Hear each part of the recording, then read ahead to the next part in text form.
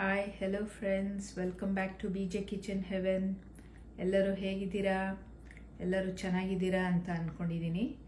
So ಇವತ್ತು ಹಾಗಲಕಾಯಿ fry ಮಾಡ್ತಾ ಇದ್ದೀನಿ. ಸೊ ಬನ್ನಿ ನೋಡೋಣ ಹೇಗೆ ಮಾಡೋದು ಅಂತ. ಸೊ ಇಲ್ಲಿ ನಾನು ಹಾಗಲಕಾಯಿನ ಚೆನ್ನಾಗಿ ವಾಶ್ ಮಾಡಿ ಇಟ್ಕೊಂಡಿದ್ದೀನಿ. ಈಗ ಅದನ್ನು ಕಟ್ ಮಾಡ್ಕೊಳ್ಳೋಣ. ನೋಡಿ, ಈ ಥರ ಕಟ್ ಮಾಡಿ ಇಟ್ಕೊಂಡಿದ್ದೀನಿ.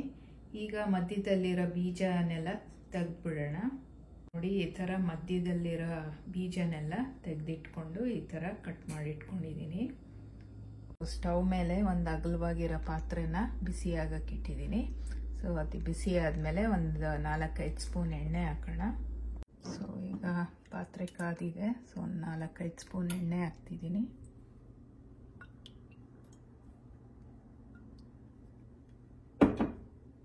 ಸೊ ಈಗ ಇದಕ್ಕೆ 1 ಟೀ ಸ್ಪೂನ್ ಆಗಷ್ಟು ಜೀರಿಗೆ ಹಾಕ್ತಾ ಇದ್ದೀನಿ. 1 ಟೀ ಸ್ಪೂನ್ ಉದ್ದಿನಬೇಳೆ, 1 ಟೀ ಸ್ಪೂನ್ ಕಡಲೆಬೇಳೆ, ಆಮೇಲೆ 1 ಟೀ ಸ್ಪೂನ್ ಧನಿಯಾ ಕಾಳು. ಸೊ ಇದನ್ನೆಲ್ಲ ಸ್ವಲ್ಪ ಚೆನ್ನಾಗಿ ಫ್ರೈ ಮಾಡ್ಕೊಳ್ಳೋಣ.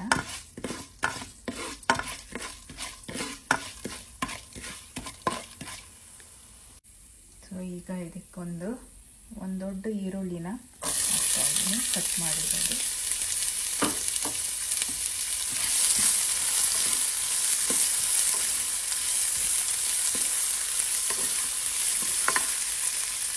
ಸೊ ಈರುಳ್ಳಿ ಸ್ವಲ್ಪ ಚೆನ್ನಾಗಿ ಫ್ರೈ ಆಗಿದೆ. ಸೊ ಈ ಟೈಮಲ್ಲಿ ಒಂದು 5-6 ಬೆಳ್ಳುಳ್ಳಿನ ಚಿಕ್ಕ ಚಿಕ್ಕದಾಗಿ ಕಟ್ ಮಾಡಿ ಇಟ್ಕೊಂಡಿದ್ದೀನಿ, ಅದನ್ನು ಹಾಕ್ತಾ ಇದ್ದೀನಿ. ಆಮೇಲೆ ಸ್ವಲ್ಪ ಹಣ್ಣು ಸೇರಿಸ್ತಾ ಇದ್ದೀನಿ. ಸೊ ಇದನ್ನು ಸ್ವಲ್ಪ ಚೆನ್ನಾಗಿ ಎಣ್ಣೆಯಲ್ಲಿ ಫ್ರೈ ಮಾಡ್ಕೊಳ್ಳೋಣ.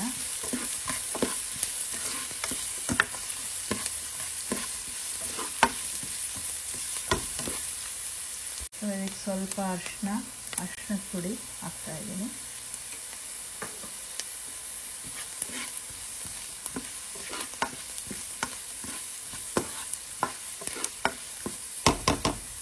ನೋಡಿ, ಇಷ್ಟಾದರೆ ಸಾಕು. ಈಗ ಇದನ್ನು ಒಂದು ಬಟ್ಲಕ್ಕೆ ತೆಗೆದಿಟ್ಕೊಳ್ತೀನಿ.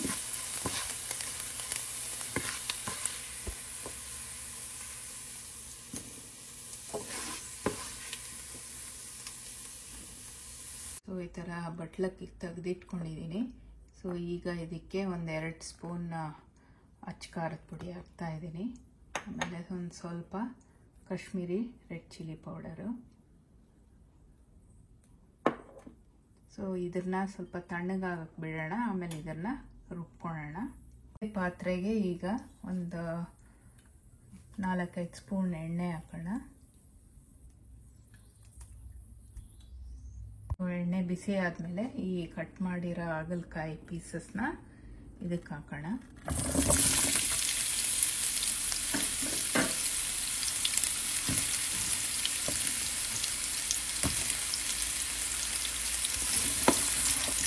ಈಗ ಇದನ್ನು ಸ್ವಲ್ಪ ತಿರುಗಿಸ್ಕೊಳ್ಳೋಣ.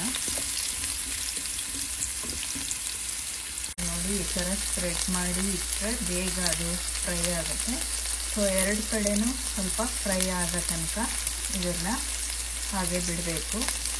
ಸೊ ಇದು ಈರುಳ್ಳಿ ಬೆಳ್ಳುಳ್ಳಿ ಎಲ್ಲ ಹುರ್ಕೊಂಡ್ವಲ್ಲ, ಇದು ಸ್ವಲ್ಪ ತಣ್ಣಗಾಗಿದೆ. ಈಗ ಇದಕ್ಕೆ ಸ್ವಲ್ಪ ಉಪ್ಪು ಹಾಕ್ಬಿಟ್ಟು ಇದನ್ನು ರುಬ್ಬಿಟ್ಕೊಳ್ತೀನಿ. ಇದು ರುಬ್ಬಿಟ್ಕೊಂಡಿದ್ದೀನಿ. ಸೊ ಈಗ ಹಾಗಲಕಾಯಿ ಫ್ರೈ ಆಗ್ತಿರೋದು ನೋಡೋಣ ಬನ್ನಿ. ಈಗ ಇದೆಲ್ಲ ಒಂದು ಸೈಡ್ ಫ್ರೈ ಆಗಿತ್ತು. ಸೊ ಅದನ್ನು ತಿರುಗಾಕ್ತಿದ್ದೀನಿ. ಸೊ ಇದೊಂದು ಸ್ವಲ್ಪ ಫ್ರೈ ಆಗಿದೆ. ಇದನ್ನು ಒಂದು ಪ್ಲೇಟಲ್ಲಿ ತೆಗೆದಿಟ್ಕೊಳ್ಳೋಣ. ಸೊ ಈಗ ನೋಡಿ, ಇಷ್ಟು ಫ್ರೈ ಆಗಿದೆ. ಸೊ ಈಗ ಇದನ್ನು ಒಂದು ಪ್ಲೇಟ್ಗೆ ತೆಗೆದಿಟ್ಕೊಳ್ಳೋಣ.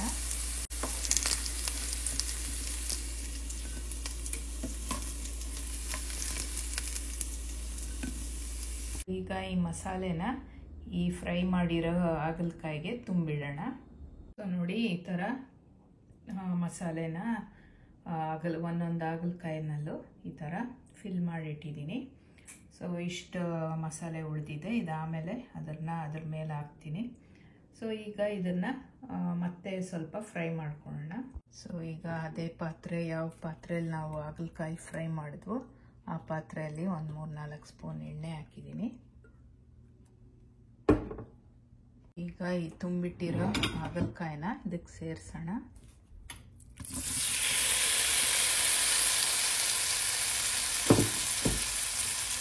ಸೊ ಇದನ್ನು ಮೀಡಿಯಮ್ ಉರಿಯಲ್ಲಿ ಅಥವಾ ಲೋ ಉರಿಯಲ್ಲಿ ಫ್ಲೇಮಲ್ಲಿ 2 ಕಡೆನೂ ಚೆನ್ನಾಗಿ ಫ್ರೈ ಆಗೋ ತನಕ ಇದನ್ನು ಕಮ್ಮಿ ಉರಿಯಲ್ಲೇ ಫ್ರೈ ಮಾಡ್ಕೊಳ್ಳೋಣ.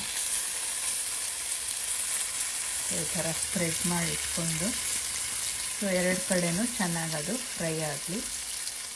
ಈ ಉಳಿದಿರೋ ಮಸಾಲೆ ಅದ್ರ ಮೇಲೆ ಹಾಕೋಣ. ಈ ಉಳಿದಿರೋ ಮಸಾಲೆನ ಇದ್ರ ಮೇಲೆ ಹೀಗೆ ಹಾಕ್ತಾಯಿದ್ದೀನಿ. ಸೊ ಆಮೇಲೆ ಅದನ್ನು ಎಲ್ಲ ಕಲಿಸಿ ಉಳಿದಿರೋ ಮಸಾಲೆನೂ ಈ ಥರ ಅದ್ರ ಮೇಲೆ ಹಾಕಿಟ್ಟಿದ್ದೀನಿ. ಆಮೇಲೆ ಅದನ್ನು ಸರಿ ಮಿಕ್ಸ್ ಮಾಡ್ಕೊಳ್ಳೋಣ. ಸೊ ಈಗ ನಿಧಾನಕ್ಕೆ ಒಂದೊಂದೇ ಸ್ವಲ್ಪ ತಿರುಗಿ ಹಾಕೋಣ. ಇನ್ನೊಂದು ಸೈಡು ಅದೇ ಥರ ಫ್ರೈ ಆಗಲಿ. ನೋಡಿ ಎಲ್ಲ ಈ ಥರ ಚೆನ್ನಾಗಿ ಅದು ಕಮ್ಮಿ ಉರಿಯಲ್ಲೇ ಫ್ರೈ ಆಗಬೇಕು.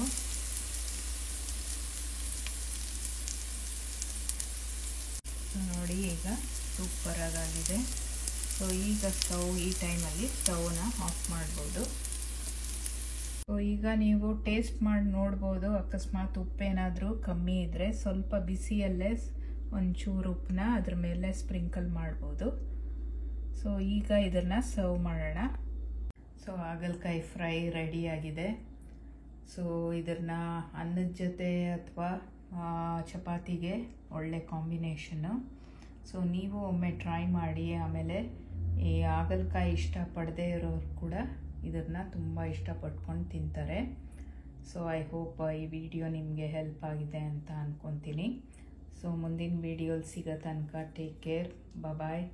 Have a great weekend guys.